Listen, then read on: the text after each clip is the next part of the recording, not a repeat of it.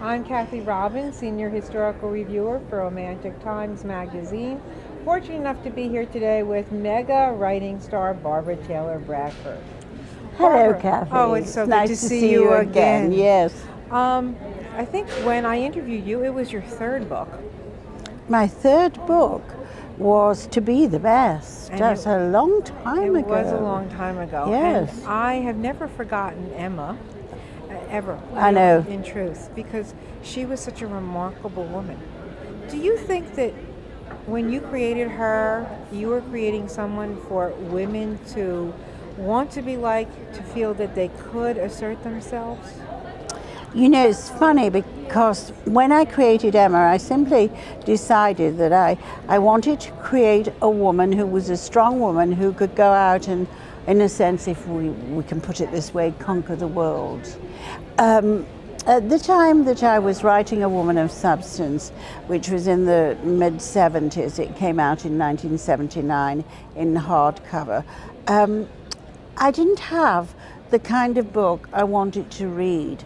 You know, there was Harold Robbins and Sidney Sheldon and a lot of male writers writing very interesting and marvelous books. They told wonderful stories, but especially in Harold Robbins' books, the women were either Madonnas or whores. There were no real women. So I thought, I want to write about a real woman, a woman like me, a woman that I know, women that I know, who go out and do things.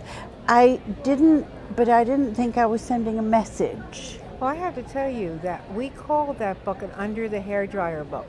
That was when women went under a hairdryer Yeah. with the beauty parlor.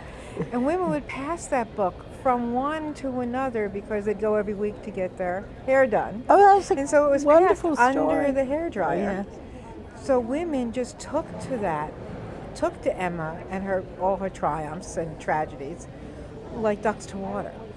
Yes, because it was really a woman's life. It was a long life she had. And my husband said when I showed him the outline, "You've bitten off a lot to chew here. This is like an autobiography or a biography of a woman's life, you know, from a child to her late 60s. I made one mistake.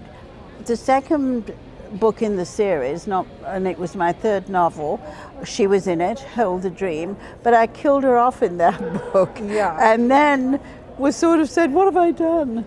But she's lived on because I've written three more. I wrote To Be the Best, which is when you interviewed me. Right. And then I stopped on the hot novels because the new characters were all children. And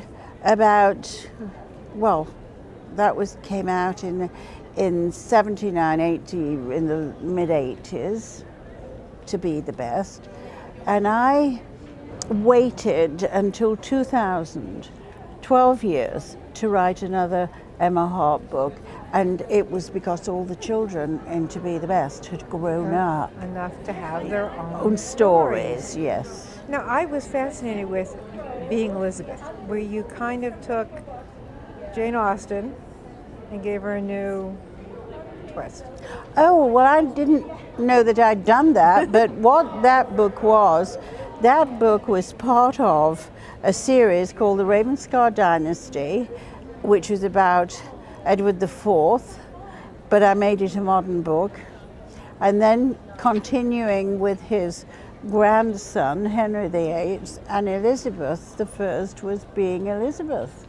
It was based on Elizabeth Tudor's first 10 years of her reign from 1558 till 1568, and I simply told a modern story happening now. When Elizabeth Tudor got ill, so did my Elizabeth de Ravenel. When she did something in the kingdom, my Elizabeth did something in the business.